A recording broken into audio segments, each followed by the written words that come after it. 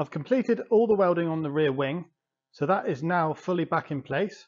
In this episode, I'm going to be replacing this front panel, and we can see how rusty it is.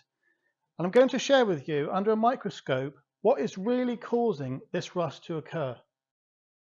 If we zoom in, we can see the common rustworm in its natural habitat. The diet of a rustworm usually consists of steel found on many Alfa Romeos. They have also been known to feast upon Fiats and Lancia. In fact, the downturn of Lancia during the 1960s was largely down to this fascinating creature. They are generally solitary creatures and can be hostile towards others. They will defend their territory with extreme violence.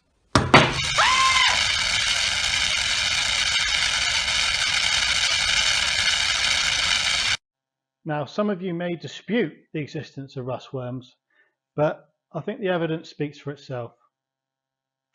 Okay, so I've got some new panels to fit, but the first thing I'm going to do is fit the bonnet. We think this is an original panel, so the bonnet needs to fit this before I can remove it. So I've removed the paint around the gap around the front, and I've measured with a vernier all the gaps.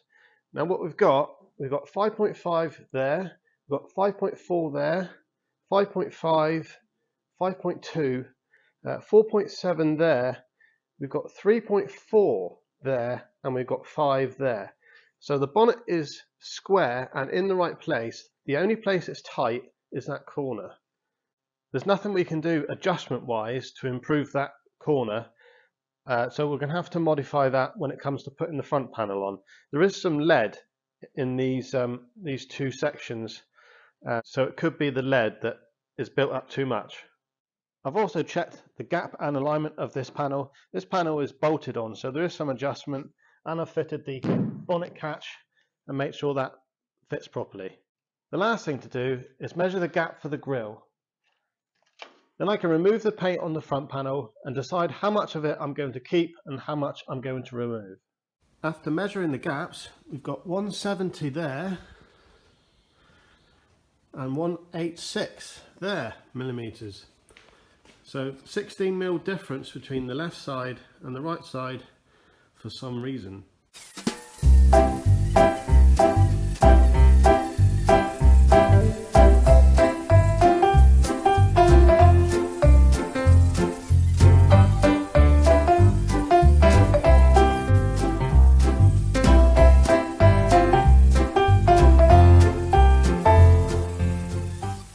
Now I've removed the paint, it's actually in better condition than I expected.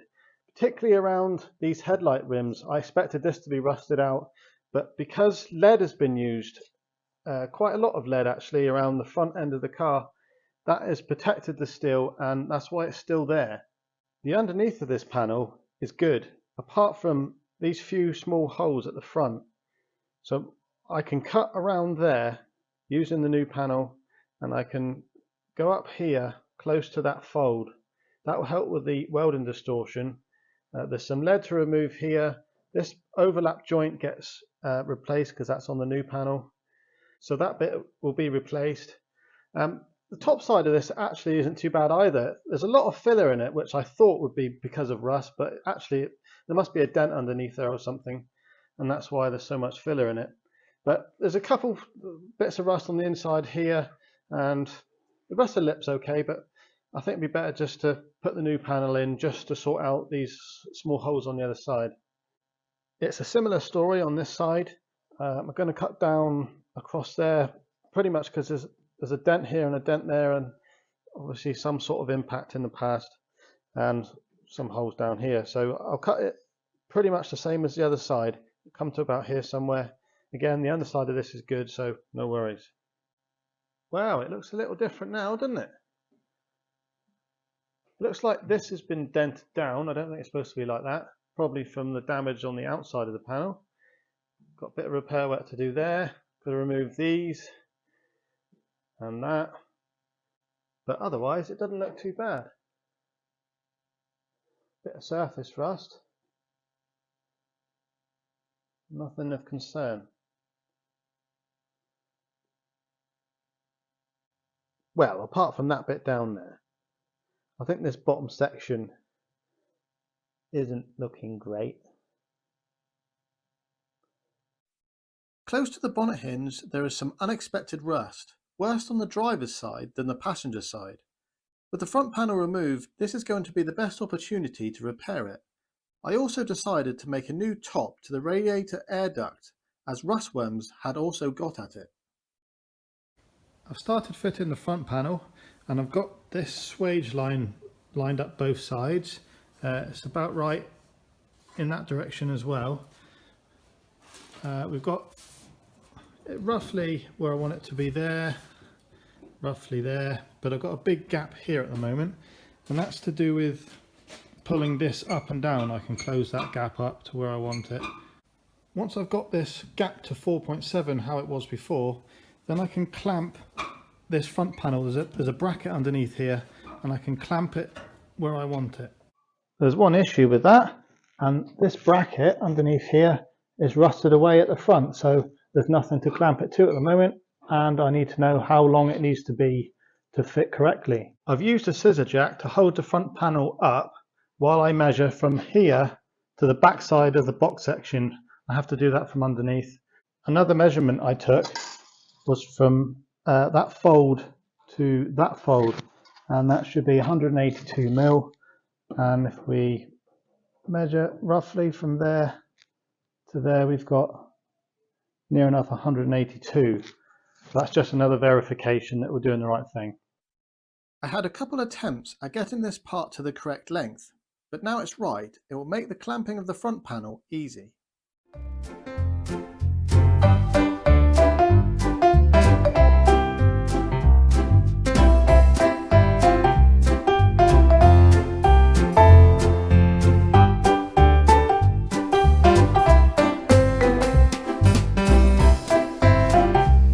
With that bracket repaired, I was able to use 2 screws to hold that in place. That has allowed me to get this gap where I want it. We've got good alignment on the headlight swage line, got good alignment across the front there. The same the other side. Looks good to me. The top parts isn't good, so this obviously doesn't follow. Might be able to force that across, I don't know yet. It's a bit the same this side as well.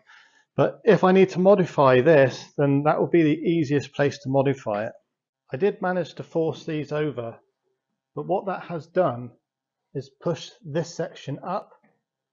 And although you can push this down with some force, I think it'd be better to take the panel off again and shrink this edge. Probably more shrinking up this side, because that will pull this in the direction where you need it to go.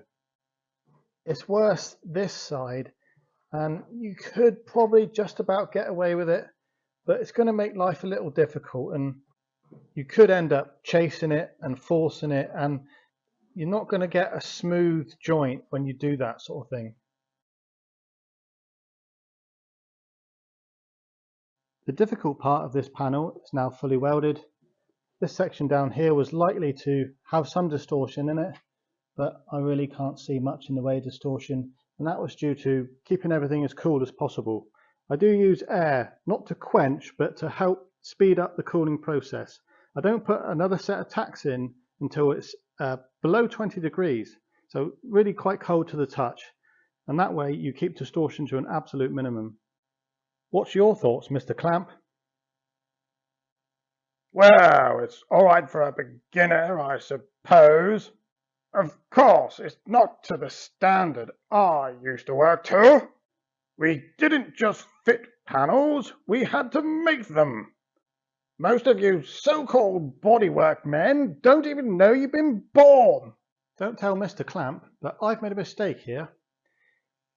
Previously I mentioned that this distance from there to there was 16 mil smaller than the other side, and we can see that this panel dips down and then goes back up again.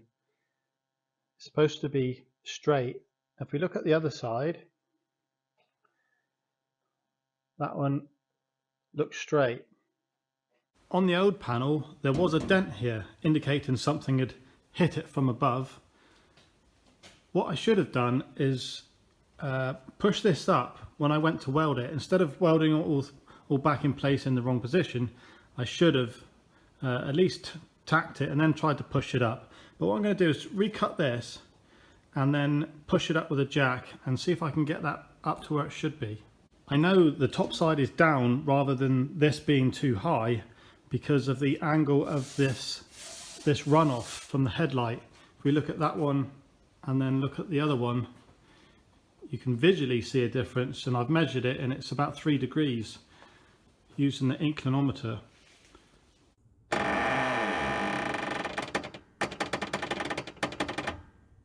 Now I've pushed that up and re-welded the edge, it looks straight, but to verify that I'm measuring the level across the top of the wings and comparing that to the bottom edge of the front panel. It's 0.2 degrees different, which is plenty good enough for me, and, like me, it looks good visually, which is the main thing. Changing this front panel was a bit of a mission actually, took a bit longer than I thought. Gap wise we had 4.7 and now it's 4 mil. We had 5 there, now it's 4, and we've got 3.4 and now it's 3. This was always tight anyway, and there's 2 ways I can fix this problem. I've got to replace the front of this bonnet because of all this rust, and I'm going to cut a section all the way around like that to replace that, and I can sort that out by modifying the edge of the bonnet. But there is a case for modifying this. And that is, let's say you had to replace this bonnet with another one, for instance, then it's not likely to fit correctly if you've made this bonnet fit the car. It's best to make the car fit the panel if it's an original panel. And then if you ever have to replace a panel, there's a much better chance of it fitting straight away. What I'm going to do then is cut right on the corner of that panel. Then you can push the 2 together, weld it back up, and that will give me a much better gap.